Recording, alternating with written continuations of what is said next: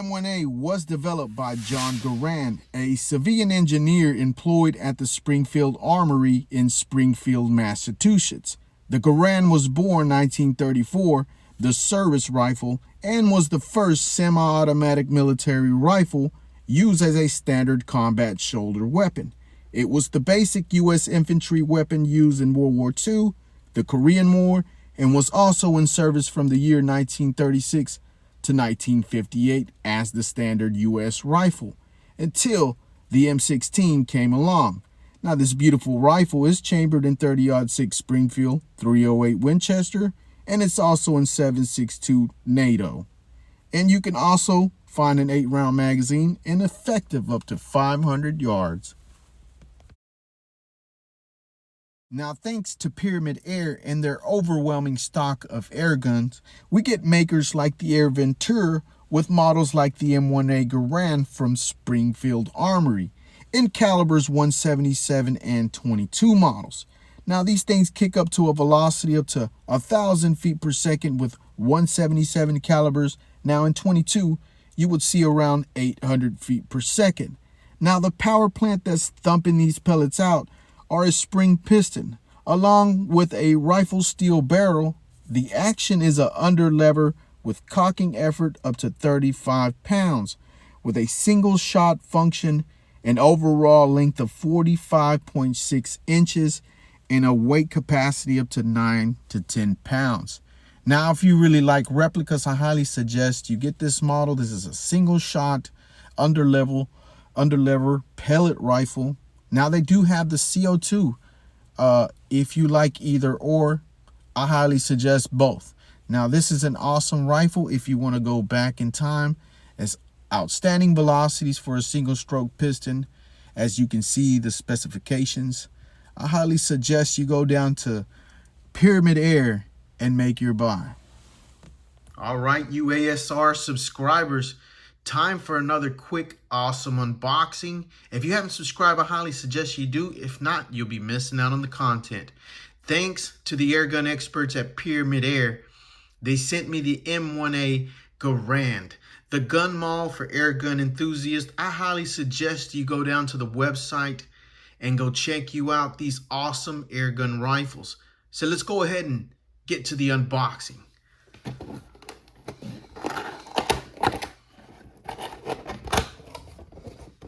All right, so right off the bat, we have this M1A Garand manual. I highly suggest you read that. And then we have the awesome, beautiful M1A Garand. This thing comes in nice styrofoam. All right, let's take this out of the sleeve and see what we got.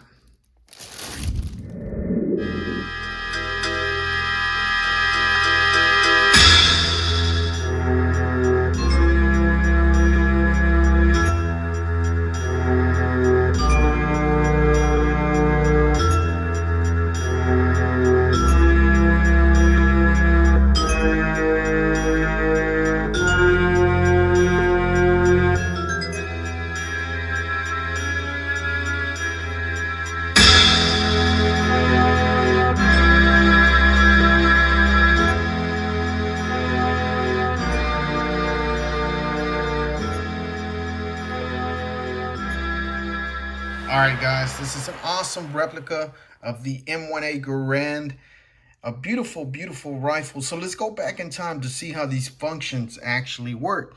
Let's start off with the safety, since I want you guys to have a safe shoot. The trigger's made out of metal. The trigger safety switch is made out of metal as well. The trigger guard is made out of plastic, polymer, one of the two. Now, this trigger is not adjustable, and it's not a two-stage trigger. Right now, the trigger is on safety, applied off, and now we can actually see the transition of the trigger. It is very smooth. Like I said, non-adjustable, no two-stage. Let's go to the mid part of the rifle. Now, this is not walnut. It is a walnut replica. It's almost close to the real thing, but I'm very satisfied with the wood. Very good tint. Let's go ahead and check out what we can find at the rear sight. This is a peephole sight. Iron sight. It is elevation and windage. You can adjust that to your touch. to your eye. So what we have here is the upper. The upper is definitely made out of plastic. We don't have any Picatinny rails or any dovetail rail mounts.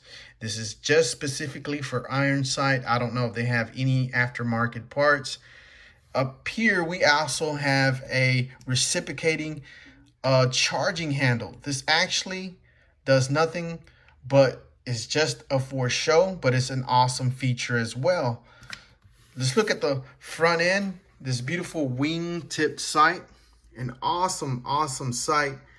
Now, pretty much the lever, it is extendable. If you cannot extend this with the minimal size it has, you can actually extend this out for more leverage to make it a lot more easier for your cocking effort. We have a 4-stalk grip for that awesome control.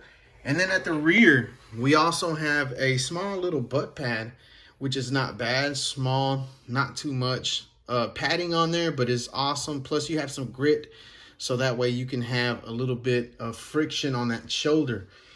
And that's almost pretty much the whole concept. I'm gonna turn this thing around and I'm gonna show you the other side of this rifle. Okay, so here we have the other side of this beautiful concept. As you can see, some brass tappings on the upper receiver. I don't know if that's for an aftermarket part to mount a scope, because as you can see, we do not have Picatinny rail mounts or dovetail mounts. This is just for iron sights. Like I said, I don't know if they have an aftermarket part for you to put on a scope, camera. I really don't know what these tappings are, but we'll find out later on. So let me run you really quick on how the function of this button works. So when you cock the lever stays down and cocked. In order to decock that, you have to hold this down and push up the lever back in position. That's how that works. Now, another cool thing, when you break the lever, this upper receiver actually slides forward. And then there's an open chamber that will open up for your pellet deposit. You stick your pellet in there and then pretty much slap it up. Make sure your safety is off and ready to fire. So let's go ahead and take this out to the chronograph and see what kind of numbers we can get.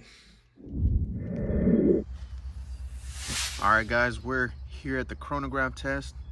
Nothing different. Got the RWS 5.2 grain alloy pellets. And then I also have the 7.0 grain from Crosman. We're gonna go ahead and turn on the chronograph and try to see if we can crunch some numbers.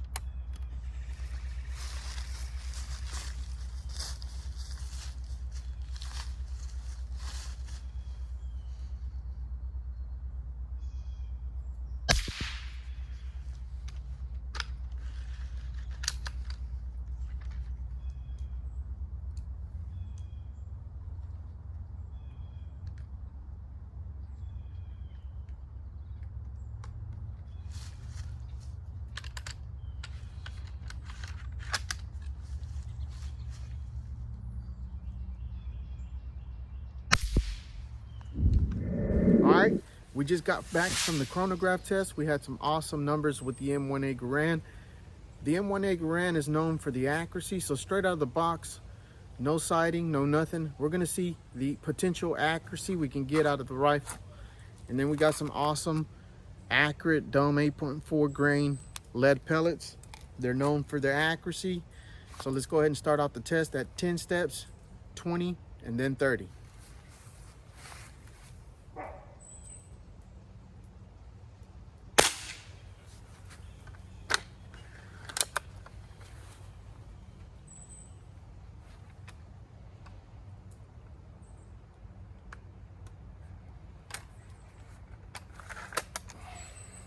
Let's go ahead and move this back.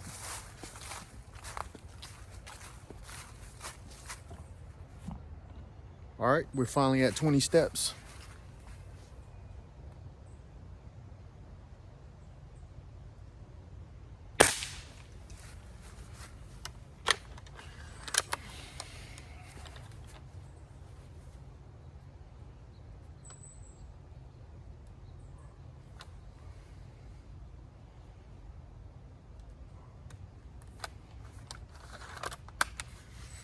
Time for 30 steps.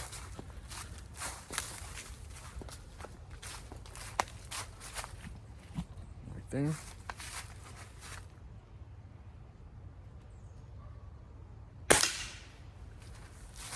All right, let's go check out the accuracy.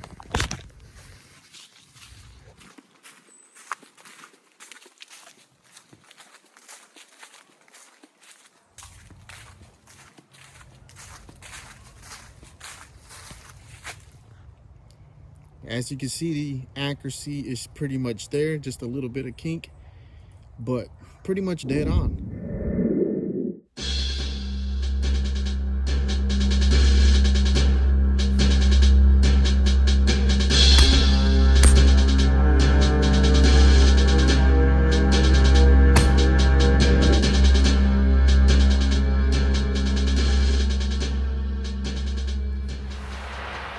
All right, guys, if you're a subscriber, you already know what time it is. It's time to test out this trigger.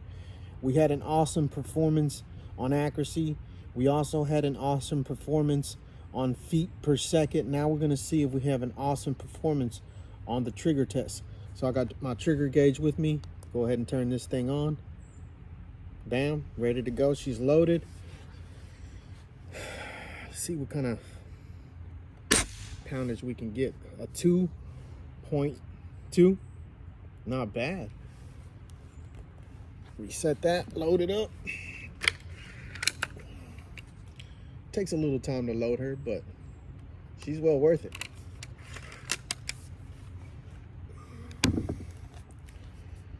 Reset that trigger, test, gauge. A 3.0. Reset it.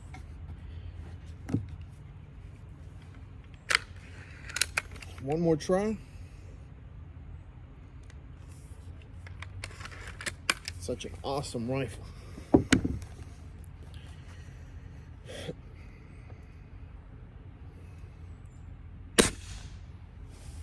And a 1.4. Now that was a weird one, but you can tell this trigger is very light. All right, time to put this thing on the scale and see what we got. All right, guys, let's go ahead and stick this thing on the scale. The box proclaims 9.5 or 9.9. I want to say it's 9.9. So pretty accurate, not bad. We're looking around 10 pounds for sure. All right, awesome, pretty accurate, pretty heavy.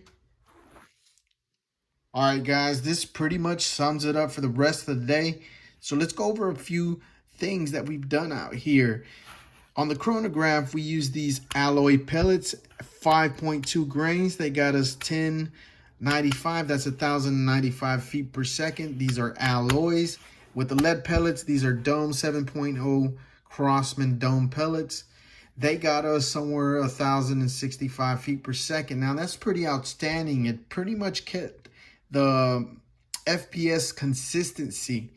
Now, to the heavier pellets, I really didn't want to use these through the rest of the shoot because they are tremendously loud in this rifle. So I wanted to just use one of each. And now with the accuracy test, we moved on with the 8.4 trophies from Norma. And the results we got were pretty amazing. Now, of course, off camera, I started to try to sight this in as much as possible. And the results I got were tremendous. As you can see, laser shots. I wanted to shoot it out of the box to see what kind of accuracy we can get. And we got accuracy for about 10 steps. We were pretty much dead on point. Well, guys, that's what you see with the M1A Garand. These are the results. I wanted to walk you through what we've done to the rest of the day. Now, I would say there are some pros and cons, but I really like this rifle. This is a very unique rifle to have. This is pretty much history in front of us.